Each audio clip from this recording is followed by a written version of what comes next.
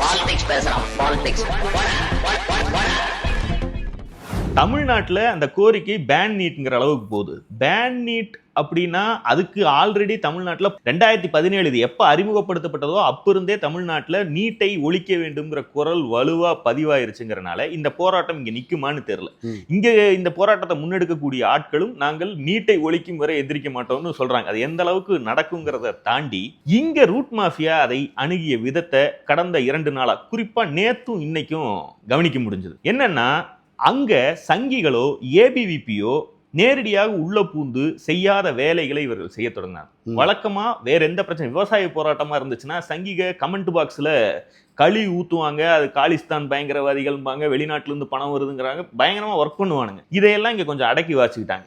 ABVP உள்ள பூந்து அட்டூழியம் பண்றதையும் கொஞ்சம் குறைச்சிக்கிச்சு. ஏன்னா இந்த கூட்டத்துக்கு ஒரு டேக் வச்சு விட முடியல, இவங்களுக்கு பின்னாடி யார் இருக்காங்க அப்படின்னு. ஆனால் அவர்களால முடியாத ரூட் மாஃபியா செஞ்சு காட்டுச்சு. நேத்து உதாரணமா அந்த சனம் செட்டிங்கிற நடிகையை உள்ள அனுப்பி அது எவ்வளவு கோமாளித்தனமா பேசுதுன்னு நம்ம நினைக்கிறோம்ல, ஆனா அது கோமாளித்தனமா அவருக்கு வாக்களித்த கூட்டத்துக்கு தோணாது.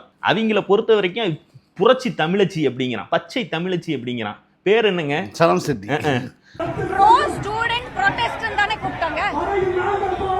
மாணவர்களுக்காக பேசுங்கன்னா கூப்பிட்டாங்க, அதுதானே நான் பேசிட்டு இருக்கேன். கூப்பிட்டு வச்சு படத்தை போய் பார்த்த ஜோக்கர்ஸ் சொல்றாங்க. நான் படத்தை போய் பார்த்தேங்க. நான் ஒரு நாள் ஒரு படத்தை பார்த்தா நான் வந்து ஜோக்கரா? அந்த ரேஞ்சில தான் அவனுங்களுடைய அது அறிவுன்னு இது பண்றதை விட தாங்கள் ஒரு விஷயத்தை ஆதரிக்க தொடங்கிட்டோம்னா அதுக்கு வெறி கொண்டு பாஞ்சு சங்கி மனப்பான்மை தான். சங்கி எல்லாம் தோத்துருவாங்க. அந்த அளவுக்கு இவங்க வந்து செயல்படுறாங்க. ஒரு பக்கம் பிரச்சனை ஹீட்டாக தொடங்கணும்னவே அறிவு போய் செக்ரட்டரியேட் வாசல்ல ஒன்று பண்ணாரு. அதுக்கப்புறம் இவங்க ஒரு தனி கடையை போட்டு நீலம், வெற்றிமாறன், அமீர் இவங்கெல்லாம் ஒரு ஜிகினா இதோட ஒரு இதை பண்ணாங்க. மறுபக்கம் மற்ற அமைப்புகளும். இன்னொன்று என்னன்னா மதிமுகவுடைய தலைமை அலுவலகத்தில் மே 17 சார்பில் ஓஜி தமிழாவை என்னமோ பேரில் அவங்க ஒரு கடையை போட்டாங்க. அதாவது கோரிக்கைகளை வந்து சிதற வைக்கிறது. அவங்க சிம்பிளா ஒரு கோரிக்கையை வச்சிருக்காங்க.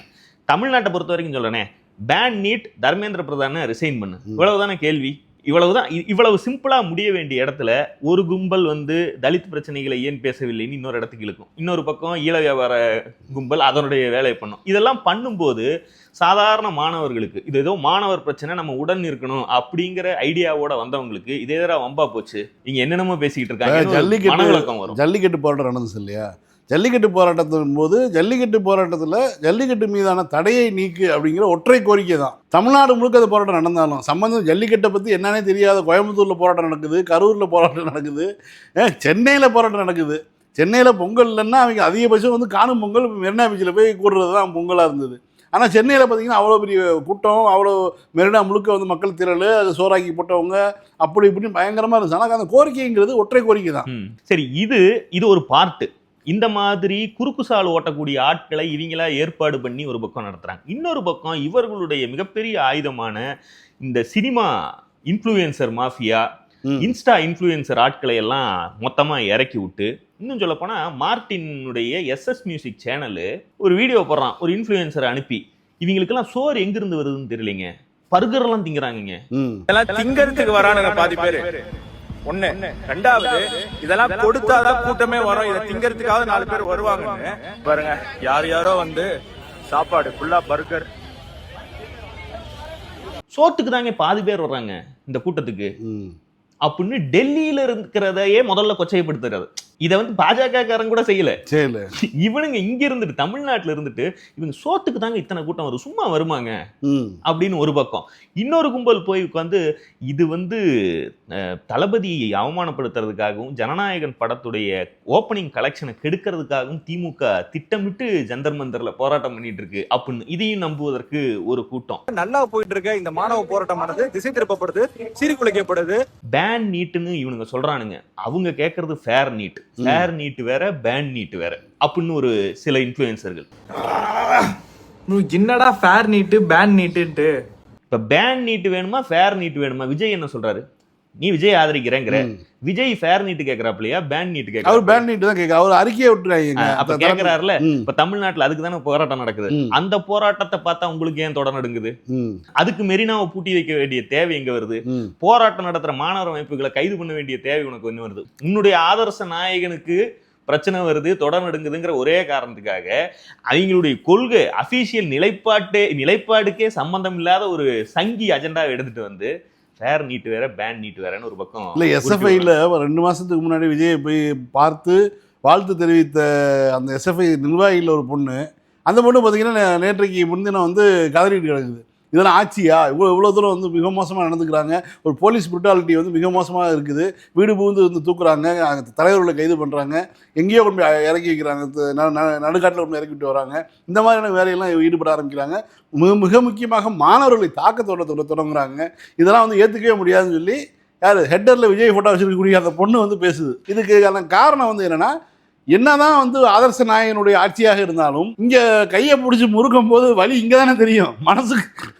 ஆனா இது ஒரு நல்ல விஷயம். ஆட்சிக்கு வந்த 2 மாசத்திலேயே அதிகாரத்தில் உட்கார்ந்து கொண்டு எதிர்க்கட்சி மேலோ வேறு யார் மேலோ பழி போட்டெல்லாம் தப்பித்துக் கொள்ள முடியாதுங்கிறது வந்து அந்த ஒரு சின்ன அறிவாவது இந்த விஷயத்துல இருக்குது, வந்திருக்கும். இப்ப இவங்களுடைய நல்ல நேரம் இன்னைக்கு போராட்டம் அறிவிச்சிருந்தாங்க. அதாவது காங்கிரஸ் தலைமையில தாவேகா உள்ளிட்ட சோஃபா கூட்டணி மொத்தமும் சேர்ந்து போராட்டம் பண்றதா அறிவிச்சிருந்தாங்க. இனி அது நடத்துவாங்களா என்னங்கிறது தெரியல. காக்ரோச் ஜனதா பார்ட்டி என்கிற பெயர் வைக்கப்பட்ட வழக்கு வேற ஒண்ணு. அது உச்சநீதிமன்ற நீதிபதி நக்கல் அடிக்க போய் அதிலிருந்து ட்ரிகர் ஆகி ஒரு ஹேண்டில் ஆரம்பிச்சு இவ்வளவு பெரிய கூத்தாயிருச்சு. அதுக்கான போராட்டத்துக்கான ஒரு காரணமாக நீட்டை எடுத்துக்கிட்டதே ஒரு பெரிய ஆச்சரியகரமான விஷயம். ஆனா உண்மையில் இத்தனை கூட்டம் கூடுனது என்பது வெறுமனே நீட் என்பதற்காக. ஏன்னா நீட்டுங்கிறது மருத்துவ கனவில் இருக்கக்கூடிய ரொம்ப சின்ன அளவிலான மாணவர்கள். இங்கேயாவது பிசி எம்பிசி எல்லாம் வந்து நீட் எழுதி மருத்துவர்களாகக்கூடிய வாய்ப்பு இருக்கு, பட்டியலினத்தை சேர்ந்தவர்களுக்கான ஒரு வாய்ப்பு இருக்குன்னு வச்சுக்கோங்க. வட மாநிலங்களில் 99% உயர் சாதியினர் தான் வந்து உள்ள போறாங்க. அப்போ இது 10 வருடங்களுக்கு மேல ஆட்சியில் இருக்கக்கூடிய மோடிக்கும் பாஜகவுக்கும் எதிராக அர்பன் எலைட்டுகள் மத்தியில் உருவாகி இருக்கக்கூடிய ஒரு ஆன்டி இன்கம்பன்சிக்கான வடிகால் தேடுவதுதான். ஒரு டைலூட் பண்ணி விட்டாங்க. இப்ப அதுதான் நம்ம போராடணும், வெற்றி கிடைச்சிருச்சு, மன திருப்தியோட ஜி நல்லவர் அப்படின்னு போயிட்டே இருப்பாங்க. அப்படி போகுதா என்னவாக போகுதுன்னு தெரியல. ஆனா இது மாதிரியான போராட்டங்கள் மூலமா தான் மக்களுடைய அரசு மீதான எதிர்ப்புணர்வு ஜனநாயக நாட்டில் புரட்சி வராம தடுக்கிறதுக்கான ஒரு உதவி. இங்கே தமிழ்நாட்டில் அது 2 மாசமே ஆன ஒரு கட்சிக்கும் அது சூடா ஆக்கி இருக்குங்கிறது ஆச்சரியமான விஷயம். இது மூலமா கம்யூனிஸ்டுகளுடைய நிலைப்பாடுகள் அதெல்லாம் இன்னும் கொஞ்சம் வெளிப்படையா தெரிய வரும். இனி சோபாக்காக எந்த அளவுக்கு பேசலாம், பேசுனா அவங்க எப்படி லத்தி விட்டு ஆட்டுறாங்கிறதுக்கெல்லாம் அவங்களும் சாம்பிள் காமிச்சிட்டாங்க. இன்னைக்கு தேதிக்கு வந்து அதிமுக எம்எல்ஏக்கள் ரிசைன் பண்ணக்கூடிய வேகத்தெல்லாம் பார்த்தோம்னா இவர்களுடைய யாருடைய ஆதரவுமே அவங்களுக்கு தேவையில்லைங்கிற ஒரு இடத்துக்கு வந்தாச்சு. 2 பேர் அவங்களுடைய இருக்காங்கன்னா வன்னியரசு கிட்டத்தட்ட அவர் தாவேக்காரராகவே மாறிட்டார். அப்போ வந்து அவர் வந்து தாவேக்கா லிஸ்ட்டில் தான் இருப்பார். அப்போ ஒரு எம்எல்ஏ தான் மிச்சம். அப்போ இடதுசாரிகளுடைய 5 கழிக்கவே தேவையில்லை. இடதுசாரிகளும் திரும்ப கூட இருக்கக்கூடிய ஒரு எம்எல்ஏவும் சேர்த்தா 5 பேர் இருக்குன்னா அந்த நம்பரை எடுத்துக்கவே தேவையில்லை. நேற்று பாமகவுடைய ஒரு கூட்டத்தில் அமைச்சராக போகும் சௌமியா அன்புமணின்னு பேசுறாங்க. அந்த அம்மாவும் சிரிச்சுக்கிட்டே அப்போ ரைட் ரூட்டை போட்டாங்க. இன்னைக்கு பிறந்த நாள் அதுவுமா பெரியய்யா நான் துறவரம் போகிறேன், அரசியலுக்கு எனக்கு சம்பந்தம் கிடையாது, எல்லாம் சின்னமணி பாத்துக்குவாரு அப்படின்னு அறிவிச்சு விட்டாரு. அப்ப இது எங்க போய் நிக்க போகுதுங்கிறதும் தெரியுது.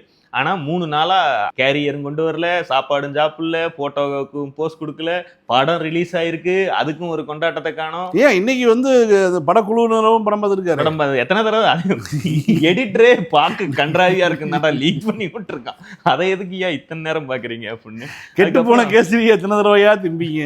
இன்னொன்னு கோட்டை பிரம்மாண்டமா இல்ல, வெள்ளக்காரன் தான் அந்த கோட்டை எனக்கு 10 அப்படின்னு சொல்லி 10வது மாடியில உச்சத்துல, நீங்க உச்ச நடிகர், இப்ப மாநிலத்தில் உச்சத்துல இருக்கீங்க, நீங்க டாப்ல உட்கார்ந்ததான். அதுக்கு மேல மொட்டை மாடி ஒண்ணு இருக்குல்ல, அங்க கொடை பிடிச்சிட்டு ஒரு டேபிள போட்டு உட்கார. அப்ப நாமக்கல் கவிஞர் மாளிகையில 10வது மாடியில அறையை சுத்தம் பண்ணி, ஆமா அதுல வந்து புதுசா இதுல இடம் தேடுறாராம். அதாவது எங்க பட்னா பக்கத்துல இவருக்கு ஓட்டு போட்டாங்க மீனவர்கள்.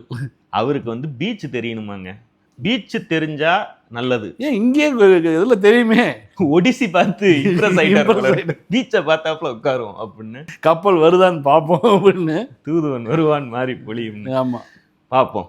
சிஜேபி ஆதரிப்பதா, இதுக்கு பின்னாடி என்ன இருக்கும் அப்படிங்கிற கவலைகள்லாம் இருந்துச்சுல்ல. இனி இது போற போக்க பார்த்தா சிஜேபி என்ன செய்யும், பாஜகவுக்கு இது ஒரு பெரிய பின்னாடி. ஏன்னா 12 வருஷத்துல அவங்க எதுக்காகவும் இப்படி ஒரு நடவடிக்கை எடுத்து தன்னுடைய சொந்த அமைச்சரை ராஜினாமா செய்ய சொல்லுவது அப்படிங்கிற இடத்துக்குலாம் போக மாட்டாங்க. 1000 பேர் செத்தாலும் அஸ்வினி வைஷ்ணவ ராஜினாமா பண்ண விட்டாங்களா?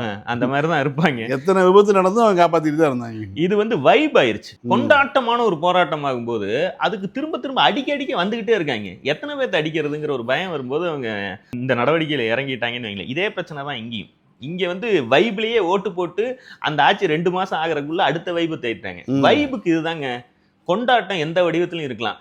விஜய்க்கு ஓட்டு போடுவது ஒரு வைபு அப்படின்னு பரப்பி விட்டீங்கன்னா அல்காரிதம் அதை பிக் பண்ணிக்கும், எல்லாம் மந்தைகளா அதுக்கு பின்னாடி போவாங்க. விஜயை கிண்டல் பண்றது வைபுன்னு நீங்க மாத்தி விட்டீங்கன்னா விஜய் ஊரே சேர்ந்து கிண்டல் பண்ணும். இது ரெண்டும் ஒரே தரப்பு தான். அதான் அது உஷாராயிட்டாங்க. அதனாலதான் ரூட்டு மாஃபியாக்கு தெரியுது இது டேஞ்சர், இது தொடக்கூடாத நெர்வு, இதை நம்ம ஏதாவது பண்ணி ஒடுக்கி ஆகணும். அப்போ மொத்த பலத்தையும் பிரயோகித்து இவனுங்களுக்கு பின்னாடி திமுக இருக்கு. எதுக்கு பின்னாடி தான்டா திமுக இல்ல, இன்னும் சொல்ல போனா திமுகவுடைய தலைவர்களை, திமுக தொண்டர்களே பல பேர் வந்து இந்த போராட்டத்துல நம்மளுடைய இருப்பை காட்டணும், போங்க போங்கலாம் பிரஷர் போட்டுருந்தாங்க. அவங்களுக்கு தெரியும்ல, யாருமே போகாத போதே இது திமுக நடத்துகிற போராட்டம், ஜனநாயக மவுச குறைக்கிறதுக்காக திமுக பின்னாடி இருக்குன்னு இவனுக்கு பேசுறானுங்கன்னா, நம்ம தலைவர்கள் அங்க போய் நின்னா என்ன மாதிரி என்னென்ன கதையை சொல்லுவானுங்க. ஒரு பாய் நேத்து வந்து கேக்குறாரு, ஜென்சி டிஎம்கே அதெல்லாம் வந்து அடையாளத்தை தான் இங்க வந்து பயன்படுத்த, அடையாளத்தோட வராங்க, டிஷர்ட் கழட்டி போட்டா வர முடியும். எனக்கு என்ன புரியலனா, இவர் தலையில தொப்பியை போட்டு இருக்காரு. ஆமா, ஒரு கேள்வி வருதா இல்லையா, நீ ஒரு மத அடையாளத்தோட வரலாமான்னு கேட்டா எப்படி இருக்கும் உங்களுக்கு? அடுத்த நிமிஷம் என்ன ஆகும், பிரச்சனையாகும். அப்போ அந்த இந்த அடையாளத்துக்காக இப்போ வந்து திமுக இந்த 15 ஆண்டு காலமா 13 ஆண்டு காலமா போராடிட்டு இருக்கு. இவங்க முருகாவை கரெக்டா சொல்றாங்க, அதை சொல்றாங்க, இதை சொல்றாங்கன்னு சொல்லி இந்த அடையாள பிரச்சனையே, மத அடையாள பிரச்சனைக்காக திமுக களத்துல நின்றுட்டு இருக்கு. அங்க இருக்கக்கூடிய கொஞ்சமாவது கூறுள்ள ஆட்கள் அந்த ஆள் அங்கேயே தடுத்து இருக்கணும். சனம் உளறிட்டு இருக்கிறத தடுக்காத உங்களுக்கு, முழுசா பேச விடுற உங்களுக்கு, கீழே உட்கார்ந்துட்டு இருக்க ஒரு நபருடைய டிஷர்ட்டில் இருக்கக்கூடிய திமுக கொடி உறுத்துதுன்னா அவங்க என்ன வேணும்னா போனாங்க, அவனுங்க கேட்டிருக்கானுங்க. அததான் ஸ்கிரீன்ஷாட் எடுத்து போட்டாங்க. இந்த சிஜேபில இருந்து கூட்டம் கம்மியா இருக்கு, ஜென்சிலாம் வாங்க, ஜென்சி இதெல்லாம் வந்து கொஞ்சம் ஆதரவு கொடுங்க, எல்லாரும் கூட்டமா வந்து நிகழ்ச்சி நடத்துறீங்கல்ல, நீ கொஞ்சம் ஆதரவு கொடுங்கன்னு சொல்லி கேட்ட ஸ்கிரீன்ஷாட்டை விட்டாங்க. வேற வழி. அப்போ அந்த நிகழ்ச்சியுடைய ஒருங்கிணைப்பாளர்களுக்கு இல்லாத பிரச்சனை எல்லா கட்சி, தமிழ்நாட்டுல பாஜக என்ற ஒரே ஒரு கட்சி மட்டும் தானே நீட்டுக்கு எதிராக இருக்கு. மீதி இருக்கக்கூடிய அத்தனை கட்சிகளையும் கட்சி பாரபட்சம் இல்லாம ஒரு குடை கீழே திரட்டுறதுதானே இந்த போராட்டத்தோட நோக்கம். அப்போ அதுல வந்து கொடியை தூக்கிட்டு வந்தாங்களா ஒன்னா, திமுக வாழ்க, திமுக தலைவர் வாழ்கன்னு என்னன்னா, பால நிலத்துல நடக்கக்கூடியதுல திமுக கூட்டணியில் நாங்கள் இல்லை, தொடரக்கூடிய சூழ்நிலை இல்லைன்னு சொன்ன வீரபாண்டியன் வந்து அந்த கட்சியினுடைய தலைவர். அந்த இடத்துக்கு திமுகவை சார்ந்தவர்கள் போய் ஆதரவு தெரிவிக்கிறாங்க, போராட்டத்துக்கு ஆதரவு.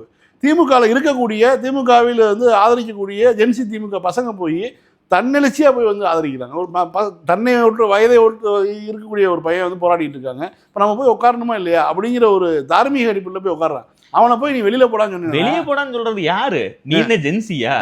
உனக்கு பேரம்பேத்தி இருக்கும். நீ யார் அனுப்பி? அப்ப சனம் செட்டியை, இந்த ஆளை, இவர்களை எல்லாம் அனுப்புவது, இயக்குவது எப்படிங்கிறது பொட்டு மாமாக்கு தெரிஞ்சிருக்கு, பெரிய மாமாக்கு தெரியாம தான் தன்னுடைய அமைச்சரை ராஜினாமா பண்ண வச்சிருக்காரு.